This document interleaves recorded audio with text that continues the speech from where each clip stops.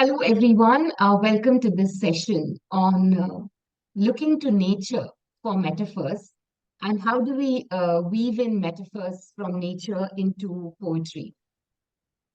This has stemmed my engagement with nature has been quite long-standing because I remember even as a young girl, I used to be fascinated by nature. Whenever my mother and I would drive through the countryside, we would look at those spectacular nature colors and we would say, nobody can get the color palette better than nature. And we would say, oh my gosh, this combination of this color and that color, won't it look great on a sari?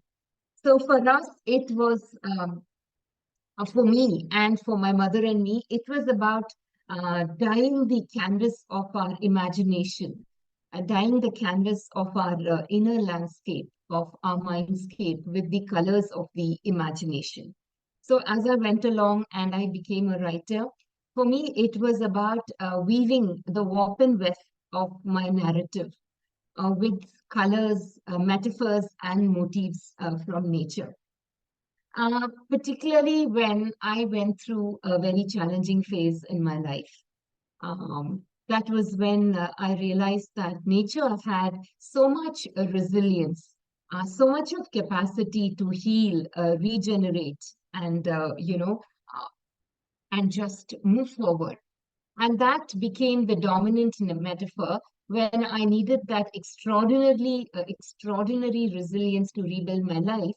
I didn't have to look far at all because everywhere around me, I found nature was a repository. It was a treasure house of riches, of resilience, of inspiration. One just needed to know where to look. So that said, that with that background, one of the most significant books I've written was based on my lived experience of losing a loved one to suicide that was left behind, a surviving suicide loss. While admittedly it is a very challenging experience to write about, I think the act of writing was very healing, was very deeply nourishing for me. It helped me. Writing was a catalyst. Writing was a therapist which really helped me heal the wounds and also explore possibilities of moving forward. The reason I say this is that the last chapter of my book is the oyster and the pearl. As we all know, the pearl forms oyster only when there's a grit, only when there's an irritant, and only when there's a challenge. So no pain, no gain, no grit, no pearl. So this happened when I was walking along the beach. This was about a year after the tragedy, and I just found there was a fisher who was mending nets on the seashore. He walked up to me and said uh, he had an oyster shell with six or seven iridescent pearls, and the sea was it was a very beautiful unspoiled beach. It was somewhere in Ramnad, and he said, I found this for you and I want to offer this for you. That for me was a fabulous metaphor from nature because in the 1 year, I had lost sight of my shores. It was as if a tsunami had hit me, and I was, you know, um, drifting along oceanic grief, and I was holding on to the support I had from loved ones. And I remember asking my uncle, who I was very close to, and who also sowed the idea of writing through Heal. I said, will I ever reach the shore? And he said, one day you will. And here I was exactly 1 year later. I found myself on a shore, on a very unspoiled beach. And this fisher who handed me this oyster pearls, that was a brilliant metaphor because in the 1 year, in my deep dive in oceanic grief, when I surfaced, I emerged with pearls of wisdom. So the reason I'm using this metaphor is the experience could be very challenging, it could be very intense, it could be very traumatic. but the way one processes the experience, the way one makes sense of what is essentially very, very confusing, that makes all the difference. And one of my favorite lines I came across is that a diamond is just a piece of charcoal that has withstood stress exceptionally well.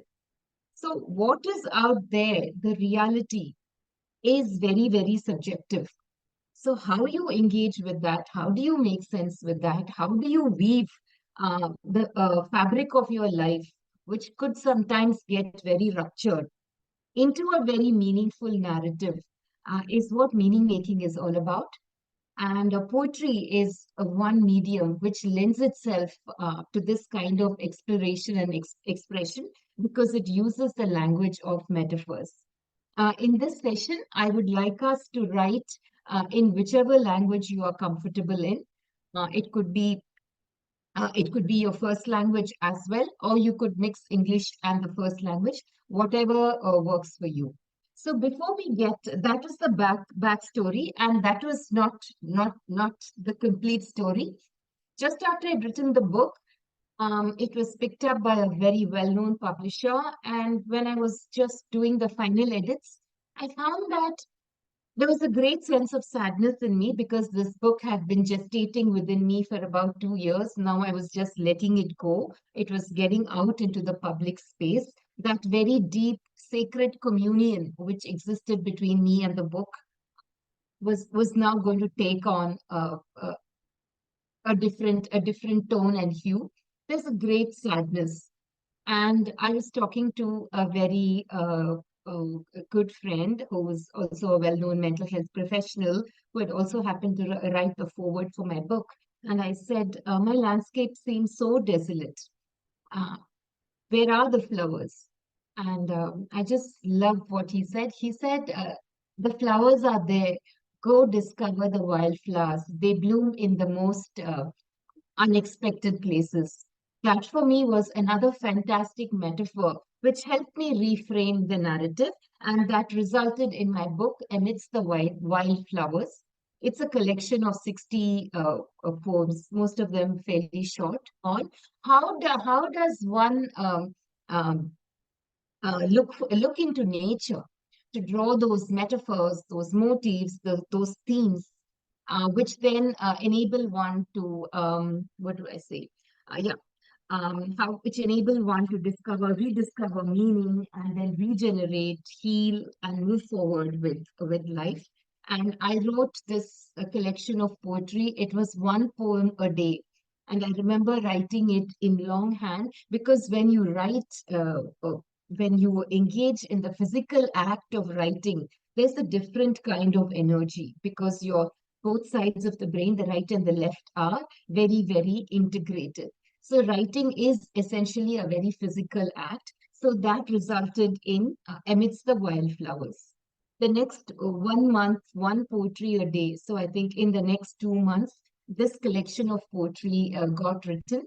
And this time, what was the difference between the earlier memoir, which was prose, which also had a lot of poetry in it? I like to think that my earlier book was a genre called prose poetry, but this was purely poetry. And personally, for me, writing this, it also was an act which also liberated me completely because I was not confined by conventions, set standards. And of course, my own idea of what poetry is, it doesn't have to rhyme. It was just an expression of my deepest thoughts and feelings. So when it spilled onto the paper, sometimes also drenched with my tears, there was a great release which happened. So that is Amidst the Wildflowers. What I'd like us to do right now is to just listen to each of us talking about what does poetry mean to you. And then I will read out some poems from this collection, and then we will do we would each of us do some writing, and of course, I would love to listen to your voices. Just a couple of pointers before we start. When we think of poetry, please do not think that the lines need to rhyme. It's It's wonderful if they rhyme, but even if they don't rhyme, it's perfectly fine. Because when you think lines need to rhyme, you'd sometimes the rhymes tend to become a force fit. That's the only thing, and it's your experience, it's your explanation. So just go all out and express yourself very joyfully. And this is a very safe, supportive space. So where we are truly supportive of each other's endeavors and efforts. So with that, can we just listen to what does poetry mean to you? How is it different from prose? You could use the chat option or yes, Eric, yes. It is. Hello, I am Jayanti from Chennai. Yes, Jayanti, hello. When you ask the question, I am not into poetry or anything, but when you ask the question, the first thing comes into my mind is the expression, Okay, what beautiful. I feel. Okay. Expression, what you feel. Lovely. Thank you, Jayanti.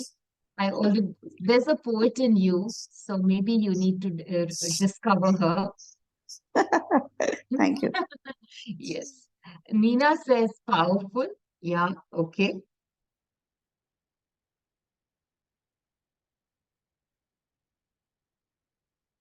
Sudha, lovely to see you here. Yes, Sudha. Hi. I guess you're on mute. Nandini, poetry to me is about economy of expression. Beautiful. You can say so much in so few words. Absolutely. And yeah. Thank you. Thank you for that. Others?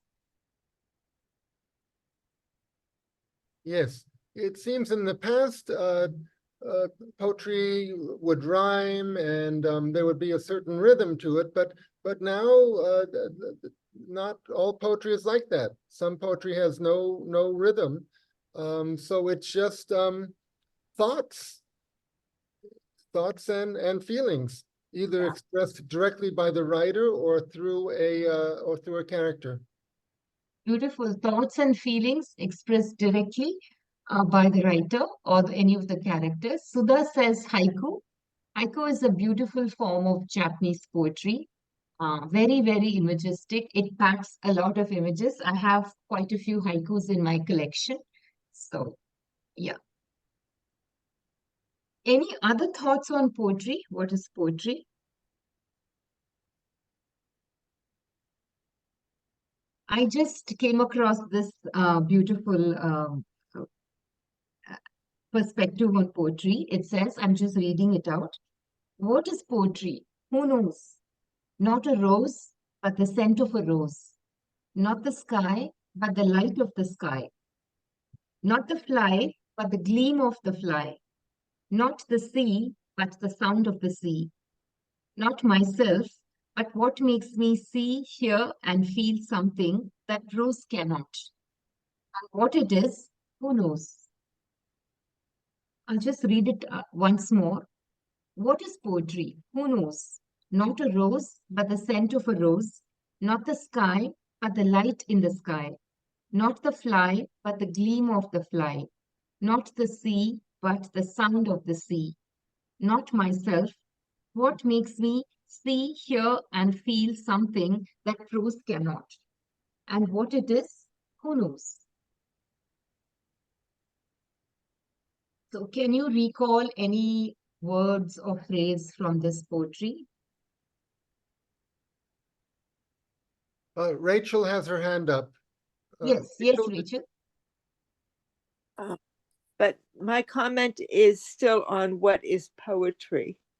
Okay. In high school, I had a teacher who said prose is the best words, and poetry is the best words in the best order.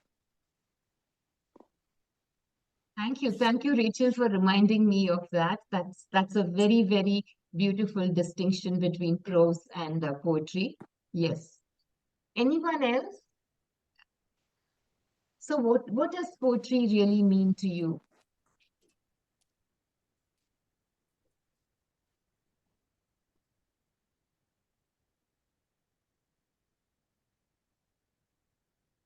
I just read out a poem for you. What do you think was the theme of that poem vis-a-vis poetry? And that is also the essential difference between prose and poetry.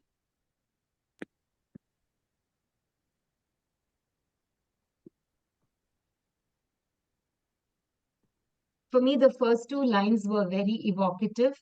What is poetry? Who knows? Not a rose, but the scent of a rose. So, what comes to your mind when you listen to these lines? About challenges, okay. What is poetry? She says, who knows? So, what does that mean? She never says, this is poetry. That would be very prosaic.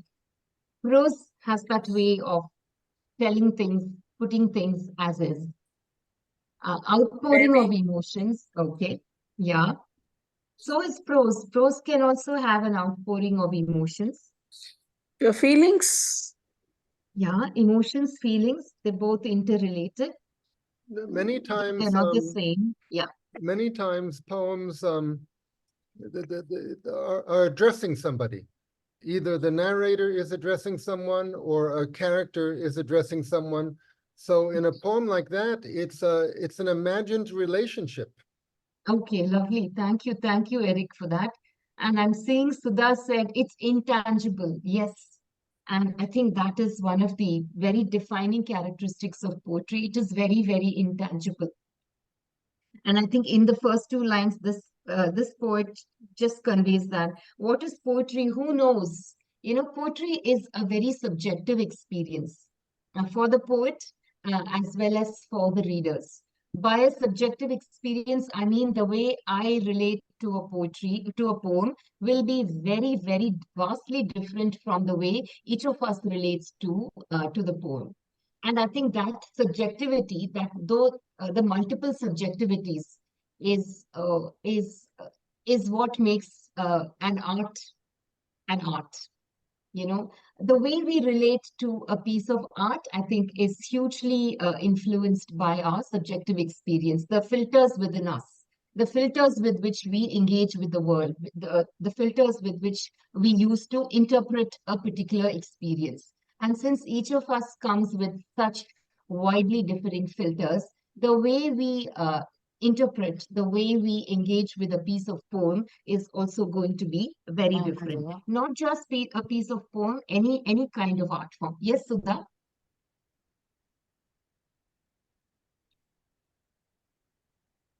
Sudha, you said something? Did I miss you? Did I miss you? Udo, we can't hear you. Yeah.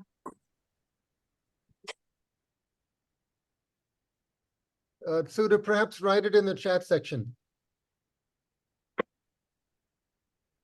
Nina, you said ignorance or too much of emotions. Would you like to explain that to us? What did you mean?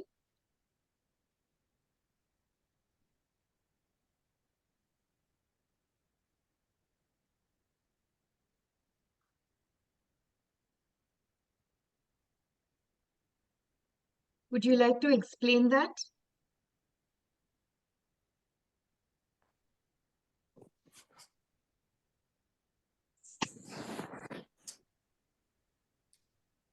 Since we're not hearing from Nina, I'll just read out a few of the poems from my collection.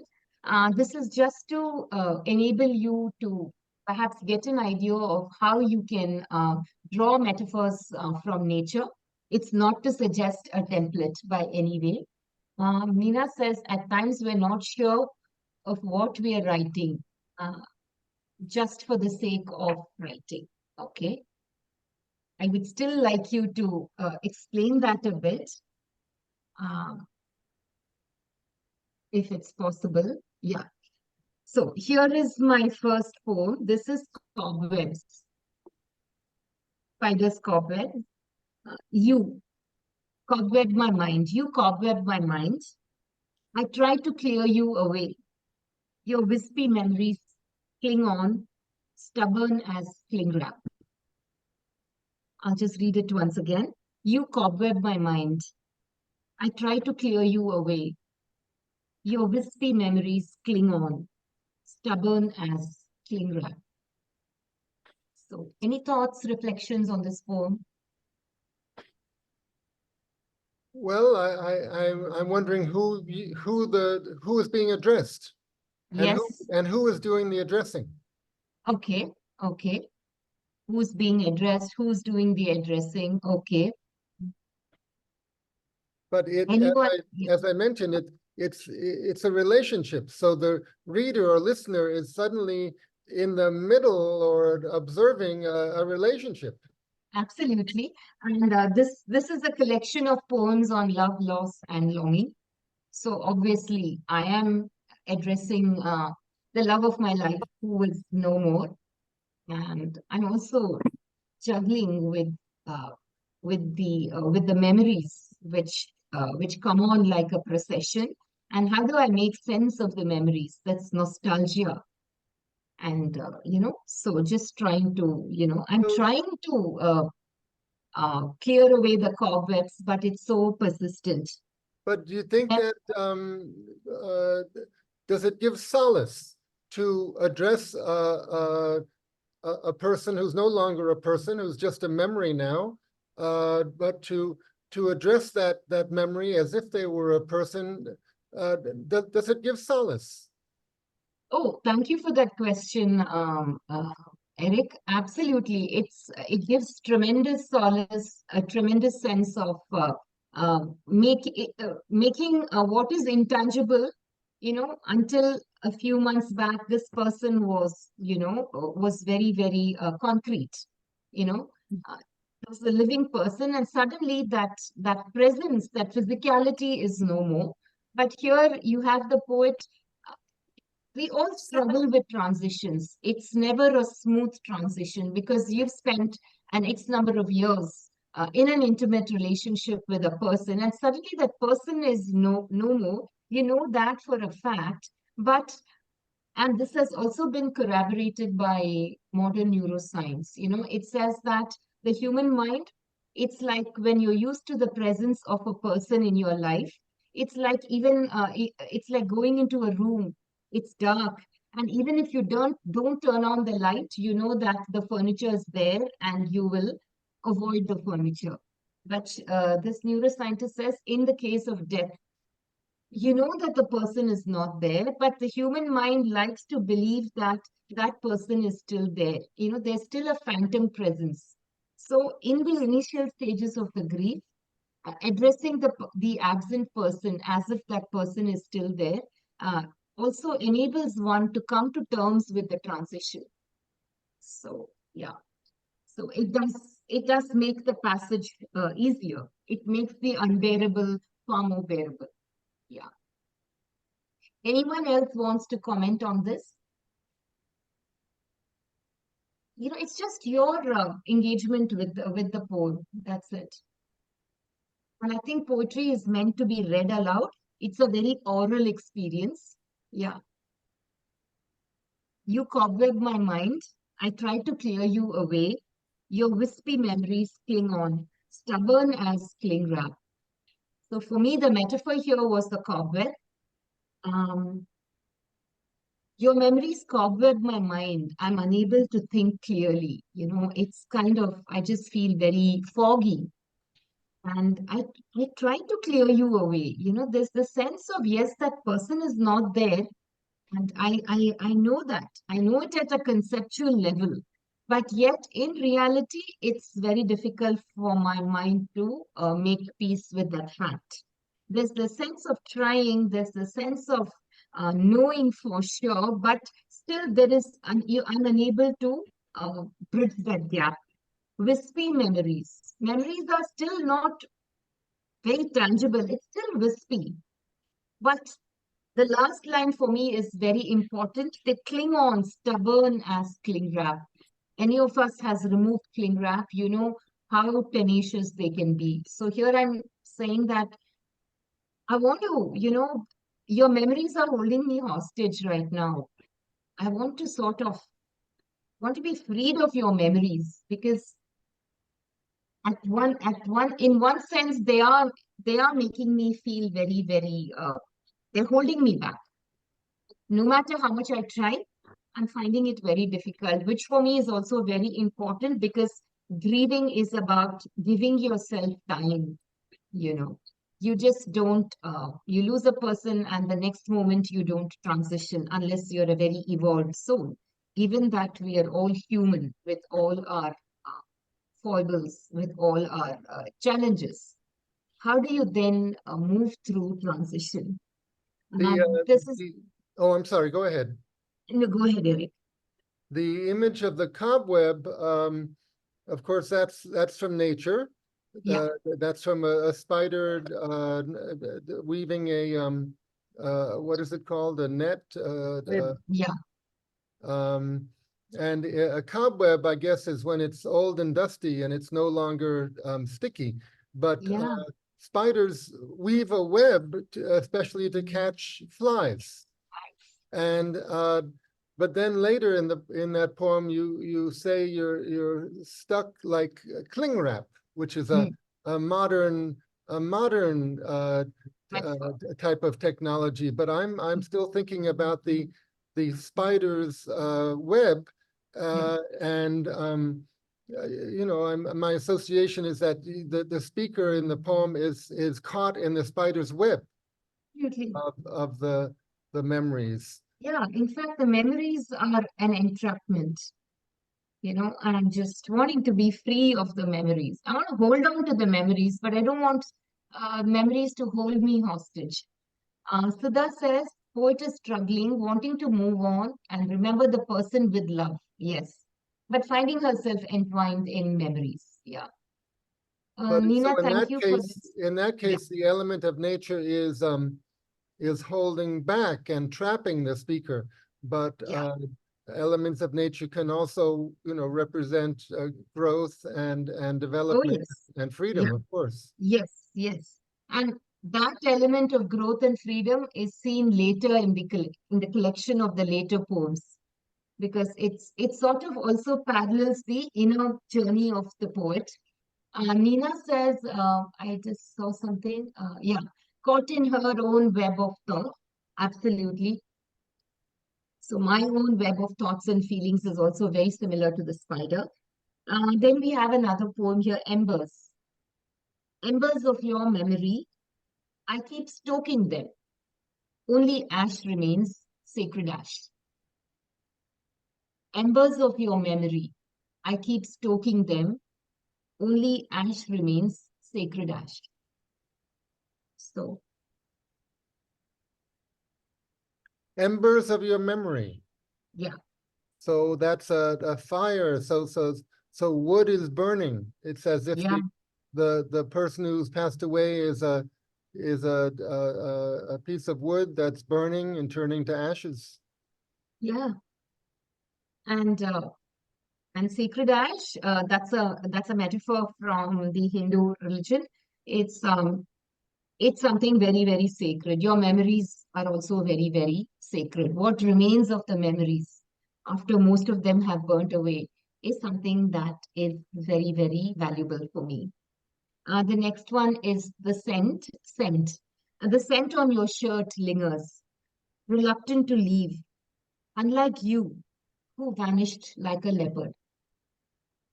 The scent on your shirt lingers, unlike you, reluctant to leave, unlike you, who vanished like a leopard.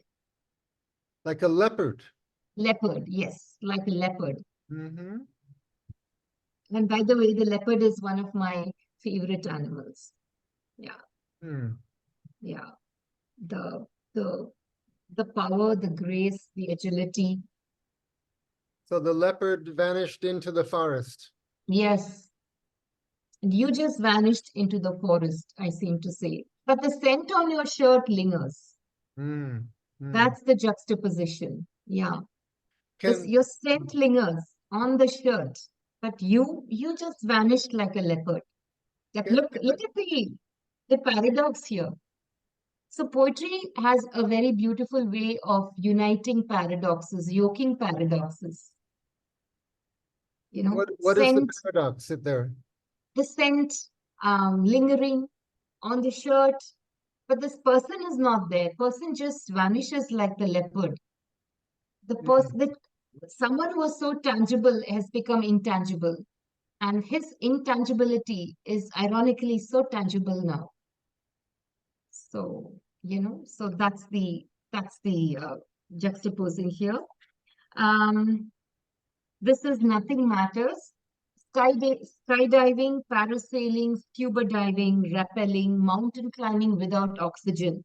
Adventure junkie, heights don't matter, depths don't matter. Since you went away, nothing matters. So, thank you, Sudha, for that. Yeah. Can Nina I? says the presence of the person or thing still is felt around. Yes, that's right. Yes, yes, Eric.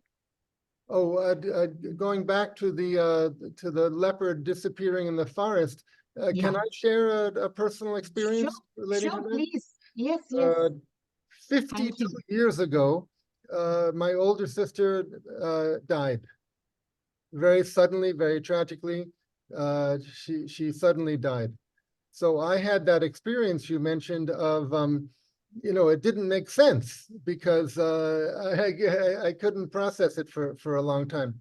But she had her room in our family apartment, and I had my room. When she passed away, I moved into her room because it was a better room. She was my older sibling. She had the better room, and her bed was in a corner of the room. And what I did is I don't know what I was thinking, but what happened is I had the walls of the room painted green, a nice rich kind of dark green, a forest green, and I had a friend who was a painter, and I guess I paid her to paint trees, especially over the bed, on the walls next to the bed. You know, the two walls where the walls came together. She painted a bunch of trees there. And so I slept in that sort of grove. So I think this was not poetry, this was visual art. But I think it was a sort of solace to me to be in the midst of an image of nature growing up from where my sister had been. Beautiful. Thank you for that, Eric. That was such an evocative, very, very moving sharing. 52 years ago, and now my family doesn't have that apartment anymore. Okay. It's all gone, Mhm. but that memory remains. This is another metaphor. I'm just going to read a couple of poems and then we can go into the writing. We'll have a good half an hour for writing. Love at first sight. Love at first sight, the lotus and the sun blushed. A strange shyness. Her breath was dawn. Love at first sight, the lotus and the sun blushed. Strange shyness. Her breath was dawn.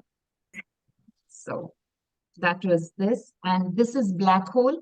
Trapped in the black hole of grief, lost forever, like you. Um,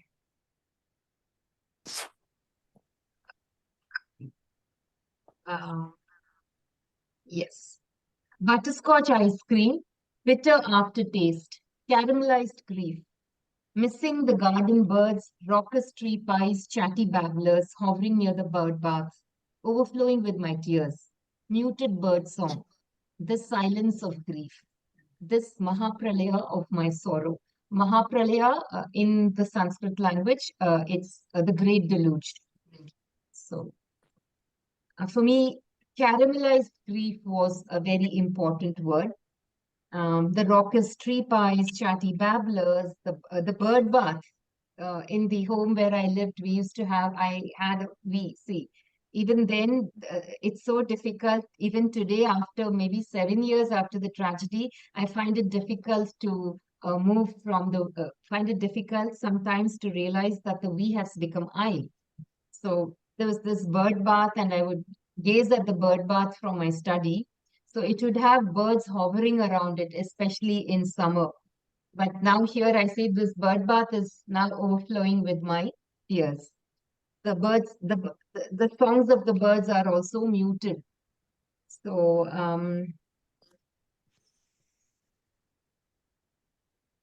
yeah, this is scalloped seashores. I dance along scalloped seashores. My footprints etch the glistening shore, erased by persistent waves. Yet I walk undeterred, my feet crunching the cowrie shells along the contoured shorelines. Like the resilient hermit crab, this Adi Pradakshina, my step-by-step pilgrimage in search of you. And this emerged when I was walking along seashores and I would watch the hermit crabs. They would literally go step by step. And for me, for a long time, the metaphor, a very dominant metaphor, was walking along the seashore and just following the contours of the seashore, going me somewhere until I found him. So walking along scalloped seashores. And I'm just stopping with this because otherwise it could go on and on and on. The wayward wind tussles my hair, kisses me, billows my skirts, lifts me, and drops me in unknown places, sacred spots, a shorebird seeking its flight path. So that was just to give you an idea of how to uh, get inspired by metaphors from nature. And interestingly, you will find that when you develop a deep connect with nature, in fact, life itself is full of metaphors. You know, they're just there everywhere. One just needs to know where to look. So I now invite us. We are at 11:13, so 11:15. How long do you think we could have for the writing, Eric? How long would you suggest? 15 Well, minutes? the session is about halfway through, 45 minutes complete, 45 minutes to go. Yeah. 11 of us are here, but only 3 have our cameras on. I suggest instead of breakout rooms, you invite people to write. They can Yes. write for 5 minutes and then share for 10 Okay. minutes. Yes. Yeah, sure. Please write using metaphors from nature. You just heard a few of poems which use nature metaphors. It can be 2 lines, 3 lines. It just needs to be something that you deeply care about, deeply feel about. Choose your themes. Yeah. So we are at almost at 11:15 now. So maybe 10 minutes, 15 minutes. Eric, is that okay? Sure. Yeah. So we're writing about nature in relation to a loss we've suffered or just in general? It could be in relation to a loss, and a loss doesn't necessarily have to be a death-related loss. There are also other kinds of losses. Or if that doesn't resonate, you could just use nature metaphors to convey another experience. Maybe convey love, convey sadness, convey joy, whatever.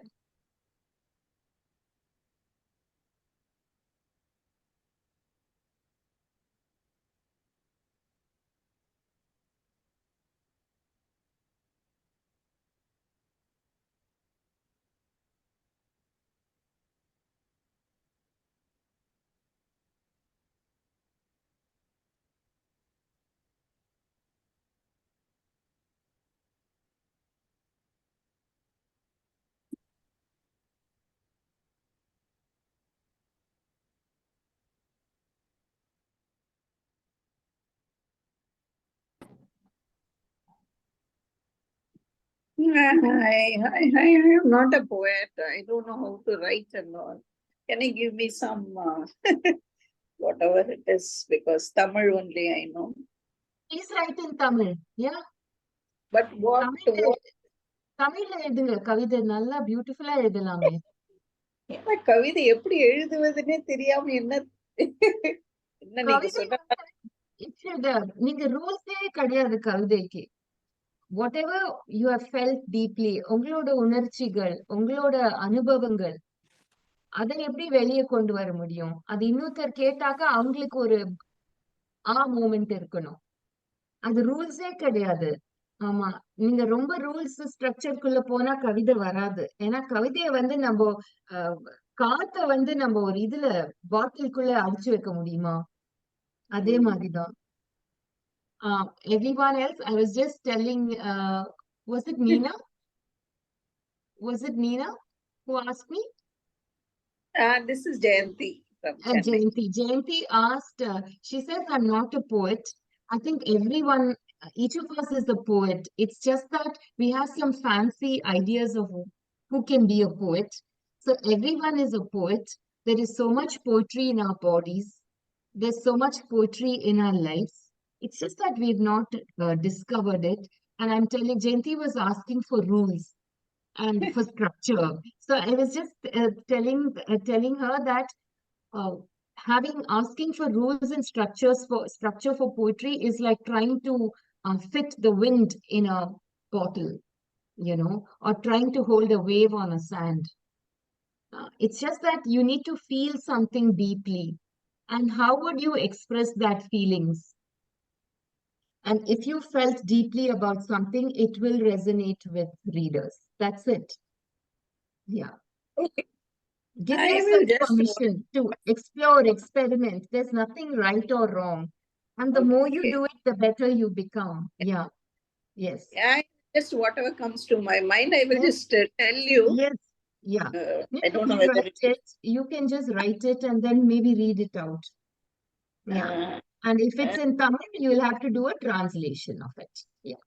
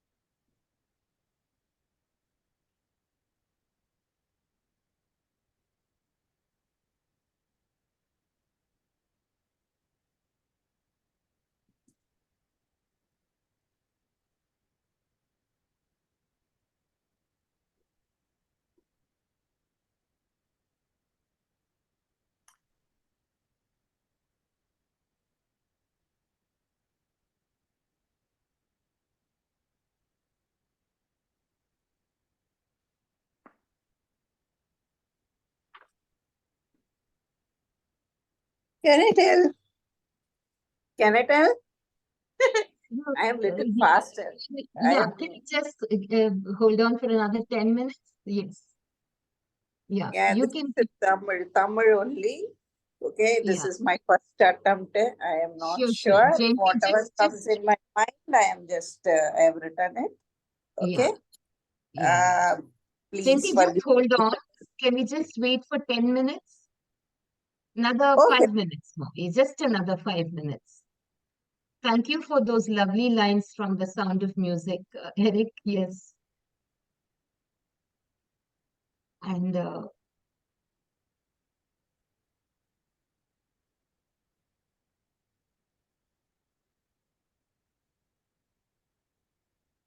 you can write more than one poem also. Just another 5 minutes. Yeah.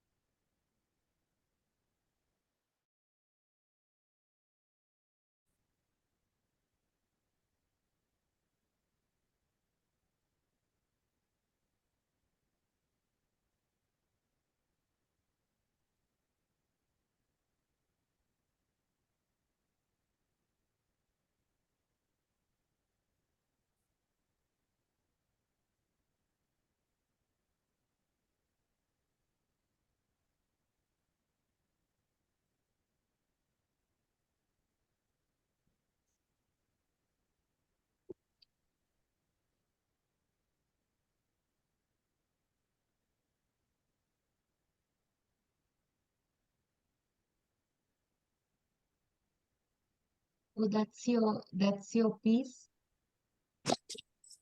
Sudha, which is your piece? It's coming.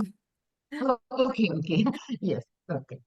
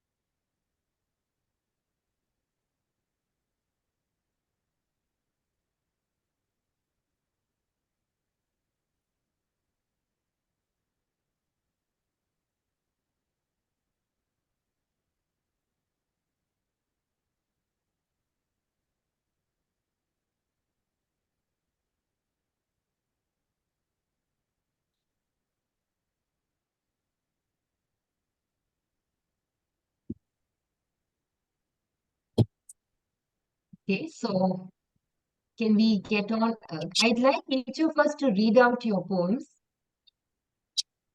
Yes.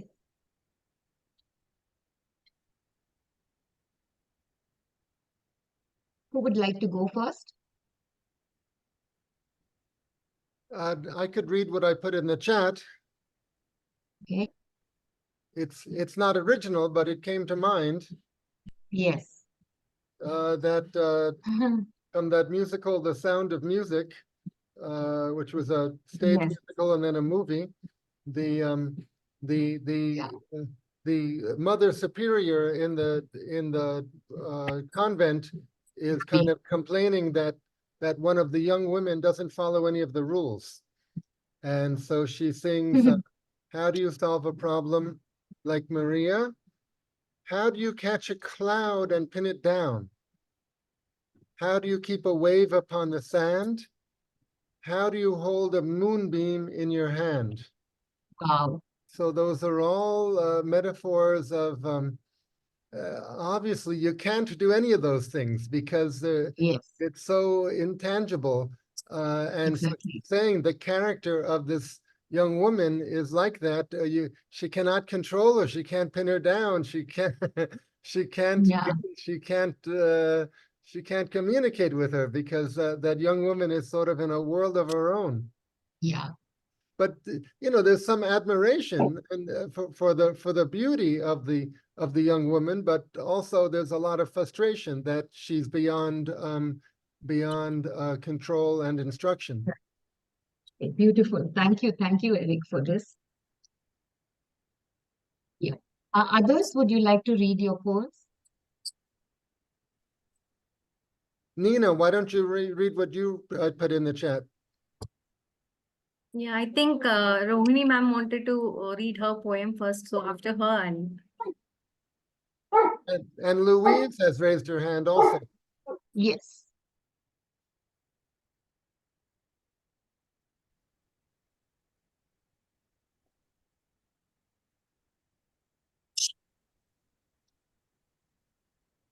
Well, Louise, are you here?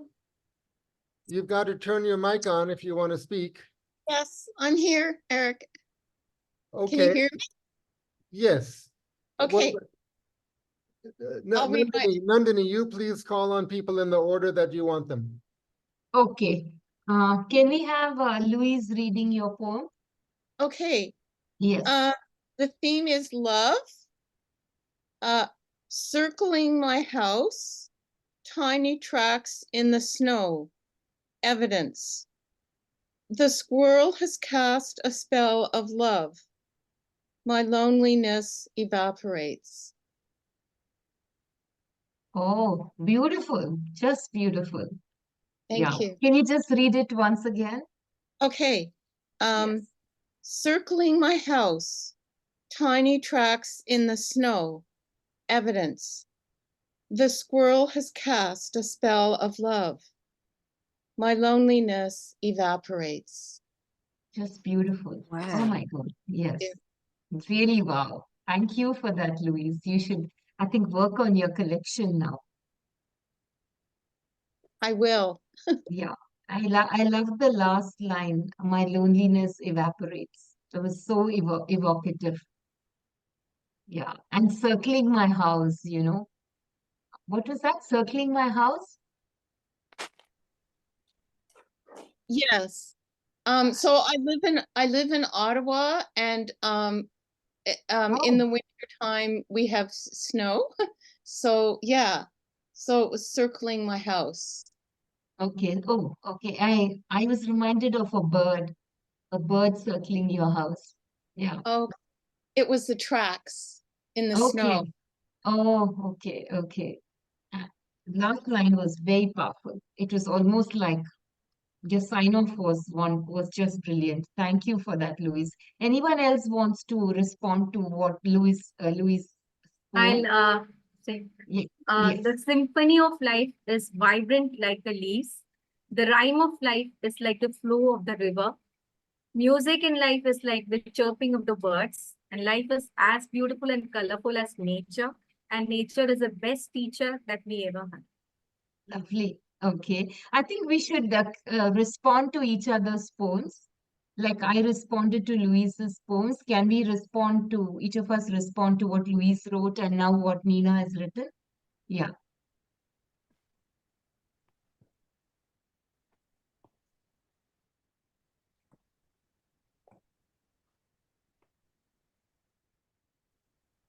Yes. Would anyone like to go?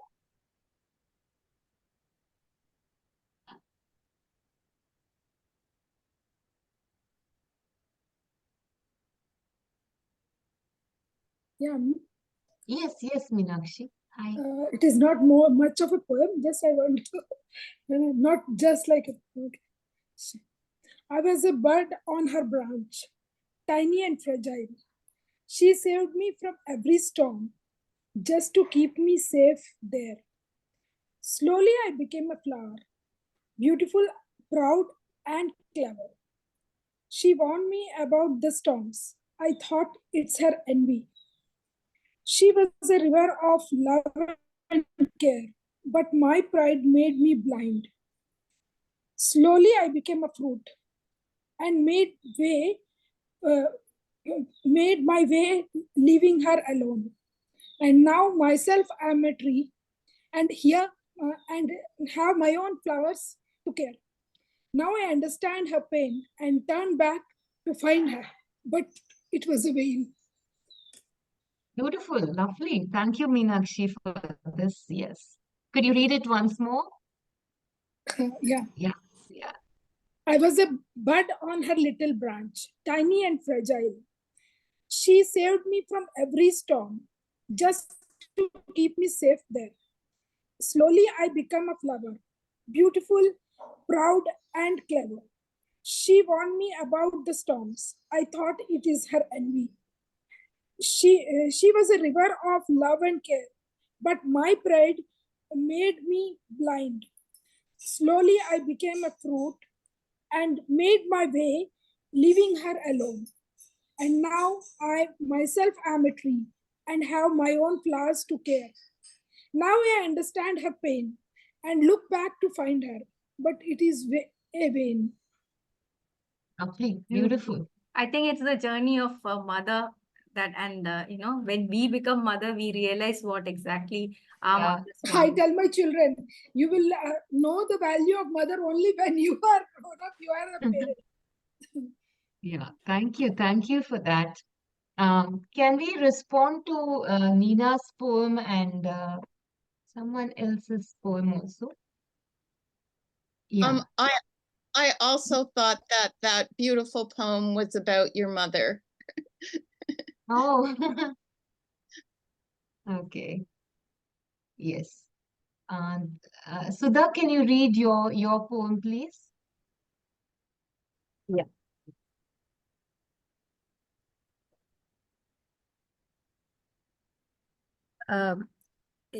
It goes this way. I remember returning from the temple one December morning and being given the breaking news. The nephew has passed on. Shocked beyond belief, assailed by questions galore, tossed around in a deluge of emotions, and crazily alongside, dealing with a mental to-do list going forward. Very touching. Any responses to Sudha's poem? About death and the agony when you lose your dear ones, and that Yeah. too, all of a sudden, unexpected death. Unexpected, exactly. It's like any other day she returns from the temple and then this news. Yeah. A- Anyone else? Yeah, And yes, Rachel. Yes. and the juxtaposition of something so deep and tragic and piercing with the mundane and the trivial, that we're divided, we're split, and one part is going forward, but it's going sideways. Beautiful. It's not going straight forward the way we usually do. It is thwarted in a way. Yeah, yeah. And as I was listening to you, Rachel, say going sideways, I was reminded of um, the gait of the hermit crab. The hermit crab always Mhm. goes sideways. Yeah. So Yes. yes, thank you. Thank you for that, Rachel. Uh, anyone else has I have a any? poem. Please go ahead. but it's not really nature like everyone else's, but I'll read it. Yeah. You, a cauldron of hot emotions, a pot overfilled, whose bubbling sauce stains the countertop. Oh, brilliant. Can you just read it once more? You, a cauldron of hot emotions, a pot overfilled, whose bubbling sauce stains the countertop. Beautiful. Although it doesn't have nature metaphors, somehow the use of the word cauldron for me was something very primal. You know, it just reminded me of some very ancient cooking utensil. So, in a sense, it just evoked a very strong nature metaphor. And your last line was brilliant. Stains the countertop. Yes. Beautiful. Anyone else wants to respond to Rachel's poem?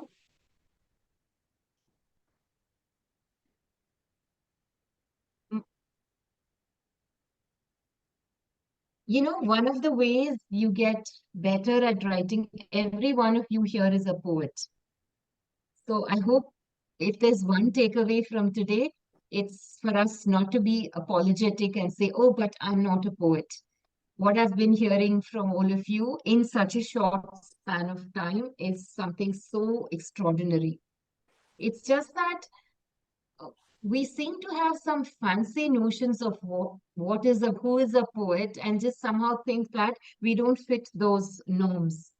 I think the first step is to break that stereotype and recognize the poet within, engage with her, and enable her to express herself. Manjari, this is so beautiful what you've written. Can you read this out, please?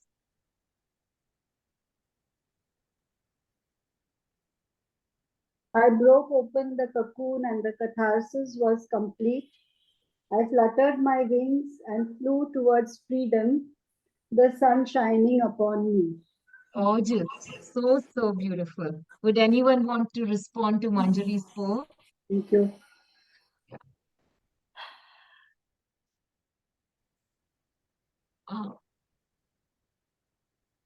The first line, obviously, it's the butterfly, but the cocoon breaking was a very powerful metaphor. The catharsis was complete, fluttered my wings, flew towards freedom. I think it, and it's just so imagistic. The sun shining upon me, that's a very, very powerful metaphor. It's almost like it's only in the light can you find yourself. It was about existence, Nina says, yes. And I also think it's about the journey towards being authentic. Yeah, oh, endorsed by the poet herself, yes. So just a couple of, yes, Eric, over to you.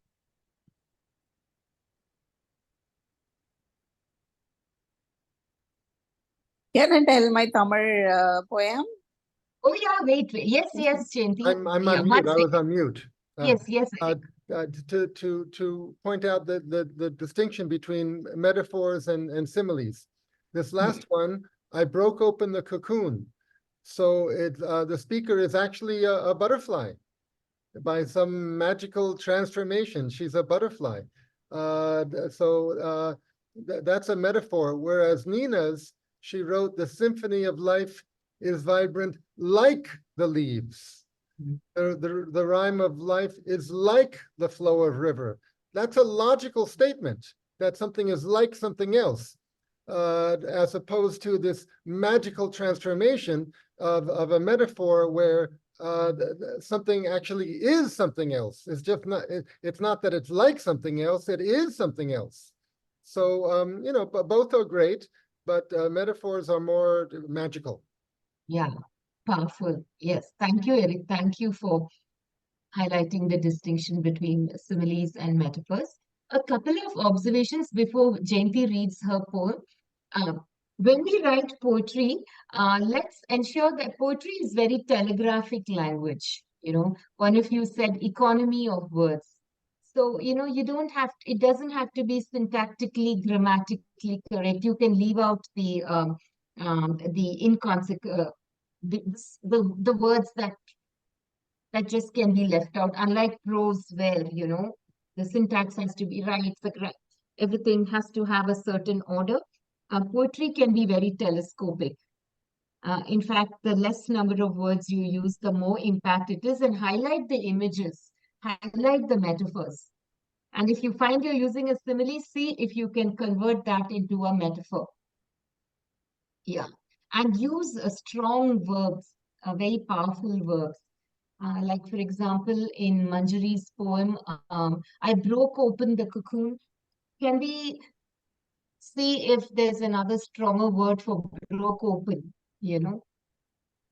Maybe I emerged from the cocoon or whatever. But it shouldn't be a force fit. Yeah. Active verbs, dynamic verbs, and leave out all the inconsequential words. So it doesn't have to be prosaic. It just has to have that very telescopic quality, imagistic, packed with metaphors. And always remember, in poetry, less is more. It's up to the readers to, read between the lines, and that's what makes poetry so fascinating. Each of us gets what we want to from the poem.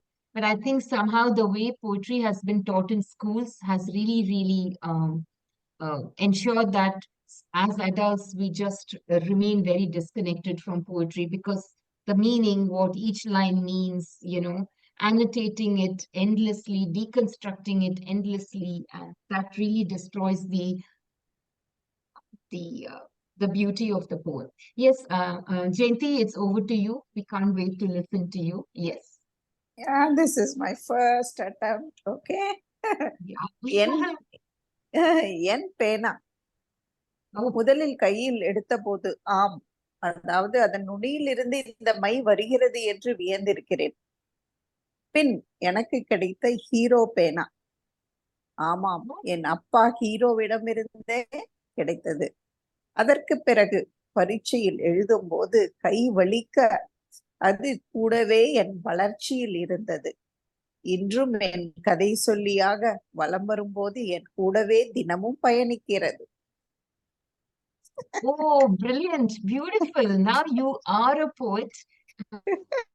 I think if you didn't This know, is my first attempt because somehow I have got influenced by the way you talk. So somehow it came to my mind. This is my first gosh, thing I have put down. I don't know whether it's brilliant, this is correct or Jayanti. not. It's so brilliant, so powerful. I can't imagine you didn't know you were a poet. I Just think came to my mind and I just wrote it off because I was ready long time ago. Okay. As soon And as said to me. Jayanti, could you translate your poem for For those who don't know Tamil, please? translation, Yes. Yeah. translation, I will try it, but I am Okay, or not do you want sure. me to translate? Yeah, I'll yeah, read out. please, you, Yeah, okay. you please One read it. line and I'll translate. Okay. Yeah. என் பேனா My pen. முதலில் கையில் எடுத்த போது ஆம், அதாவது அதன் நுனியில் இருந்து இந்த மை வருகிறது என்று வியந்துள்ளேன். When I first took the pen in my hands, yes, the very first time I took this pen in my hands, I was afraid of the ink that was coming out of the pen. பின் எனக்கு கிடைத்த hero பேனா முதல் பொக்கிஷம், அதாவது என் அப்பா ஹீரோவிடமிருந்தே கிடைத்த போது. Then the first pen I got was a hero pen. Yes, I got it from my dad, who is the hero of my life. பின் என் வளர்ச்சியில் பரீட்சையில் எழுதும் போது கைவலிக்க அது கூடவே என் வளர்ச்சியில் இருந்தது.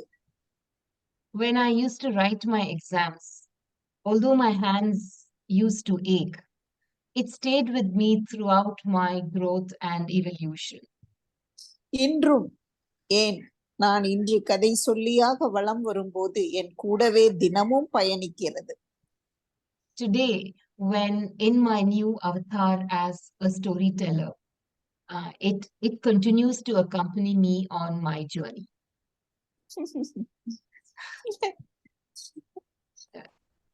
The first attempt, but I am Beautiful. happy. Yeah, this is anyone wants to respond to Jayanti's poem? It's about how beautiful memory she has with the pen and her father. Yeah, absolutely. Beautiful. Yeah. Anyone else? Yes.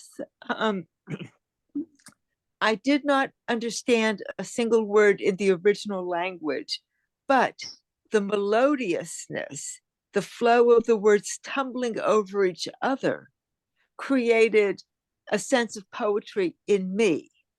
And then in the English, the sound of the words and the syntax is very, very different.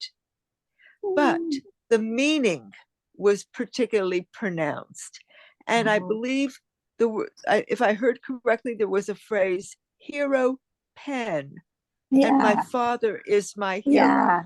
Yeah. And that is a beautiful juxtaposition of the pen having heroic qualities and the pen being a hero, and the father also being the writer's hero. And how that carried through her whole life as a student and then as an adult. Oh, Just, I'm so overwhelmed. Thank you so much. that was such a beautiful engagement with the Jayanti's poem, Rachel. Thank you for your sensitivity. Thank you. Thank for the very deep engagement. Yes, and you're right. In Tamil, every language has its own rhythm, and this was a very quick translation. Though if I were to translate it more carefully, I would ensure that it sort of gets as close to the original as possible. But yes, it was. I tried as much as possible to stay close to what she was intending. The challenge about translating is not to interpret what has been written. Yeah, and I Thank think you. I did my best not interpret. You did. Thank you. Yeah, but Thank you Rachel so made a very much. good observation that Yeah. the meaning was more apparent in the translation. Yes. Yeah. I'd Thank like to, you. if it's okay, I'd like to comment on a previous poem. Sure, please, Rachel, go ahead. On Manjiri's poem, there is so much alliteration. Cocoon and cathart is complete. There's that repetition of the C sounds, and then fluttered, flew, freedom. Oh, absolutely. And then sun shining. So it is a short poem, but it's very, very visual. Yes. And then the sounds of the alliteration, and then there's a lot of movement. She broke open the cocoon and fluttered the winds and flew. And there's that sense of warmth of the sun shining and bright light. And until Eric said, oh, this is a butterfly, I actually took it literally as about the writer, that she broke open a cocoon in her life. And the catharsis was complete. And so it works on that image, just everything describing the writer. But it was like, oh my goodness, that's right. It is literally about a butterfly, and I didn't realize that. Yeah, thank you, Rachel, for this. Thank you, beautiful Rachel. Thank you for the observation. You're welcome. And one last comment. The writer who talked about the squirrel leaving tracks, I had a sense of it was a true experience that the writer was able to capture and crystallize. And I could see the bushy-tailed squirrel, in my case a brown one, native to my area, and that the white, pristine snow and the embedded tracks. And then I could feel that love that came out that made her loneliness and sadness evaporate. Absolutely, And absolutely. so it was so immediate, and it really felt like that poem came from a real experience. Absolutely. Thank you for those very, very sensitive and very, very accurate observations, Rachel. And I completely agree with what you said. You need to have, it's poetry is about the power of lived experience. It's when you experience something so intensely that you're able to really, really capture it in words. And let's all remember, language is not the experience. It's a representation of the experience. And I'm very fond of this line, the map is not the reality. So as writers, how do we then ensure that the language we use mirrors the experience as closely as possible? That's the challenge. I mean, I find as a writer, sometimes the experience is so intense that when I search for words, I'm actually wondering if I'm missing some aspects of the experience that just cannot be conveyed through language. And I think that's how do I then align more closely or as closely as possible my experience with the language? So that's a writer's dilemma. I think that's also a good dilemma to have, because it then makes you look for those exact words. Just a couple of general observations before we close the session. One is that I completely loved listening to the poetry that emerged. This was such a talented group of poets here. I also felt we were seekers. We were looking for something. And, we were searching for something. That's something elusive, like the spider's web. So most all of us caught it. And I think it takes a consistent practice. What in the Indian tradition we call it sadhana. You have to keep honing your craft. Inspiration is fine, but I think it's more craft wins over inspiration. Dedication, persistence actually trumps over talent. And so, what I would really recommend is that let's put up pen, and this is for me too. So many times when I just look at the ocean, I have my apartment overlooks the ocean not too far away. I just feel this something stirring within me, but just feel so lazy to capture it on paper. And I think that's something we should all move towards, because poetry, in its very essence, also enables us to connect with ourselves. So I'm hoping that none of us here in this space say, hereafter, I'm not a poet. I'm really looking forward to listening, reading your poetry collection. I do hope Eric will enable us to stay in touch. Before we close, would just love to listen to all of you about what are you taking away from this session? Yeah. Oh, good luck for you, Jayanti. Yes, yes. Yes, Neil. Yeah, thank you so much, because this was actually an eye-opener. Simply scribbling something and then coming alignment and aligning yourself, your thoughts is something very much in need. So I was able to understand what is my scope of improvement and other things. So thank you so much to you and also to Dr. Eric for this opportunity. Thank I you. just enjoyed it. And Thank you. it was Thank you, very Neela. informative. And Thank you. thanks to Rachel ma'am also for those lovely comments and pointers, which was very much needed. Thank you. Thank you, Manjari. And I think it's so important for us to critique other people's poems, One of my writing mentors, she would say, it's when you critique other people's writing, you get better at it. So, yeah. Oh, how to use metaphors. That's lovely. Thank you. Thank you, Meenakshi.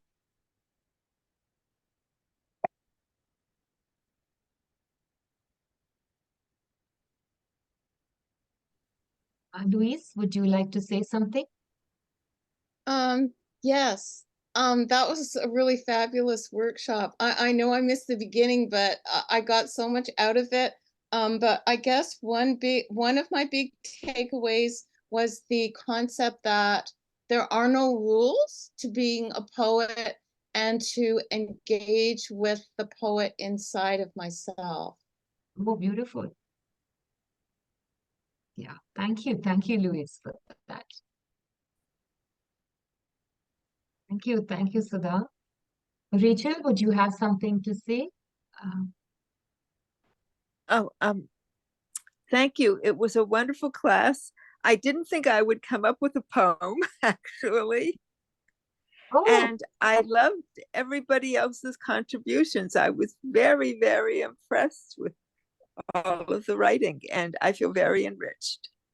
thank you, Rachel. It was very enriching for me too to be in this space. It was such a sacred space of learning and sharing. And I'm hoping that each of us would,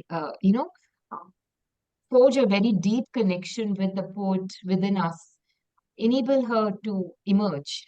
And interestingly, I mean, Eric is the organizer, so I'm not including him as part of the session. All of us were women here. And in many ways, it was like listening to women find their voices from the initial skepticism, I'm not a poet, and how would I write? But you know what emerged was so powerful. So here's hoping we discover a voice and enable others to discover their voices, which is very important. Thank you. I just loved being here. And thank you, Eric, for this wonderful opportunity. It's over to you. Thank you very much. It's a wonderful session.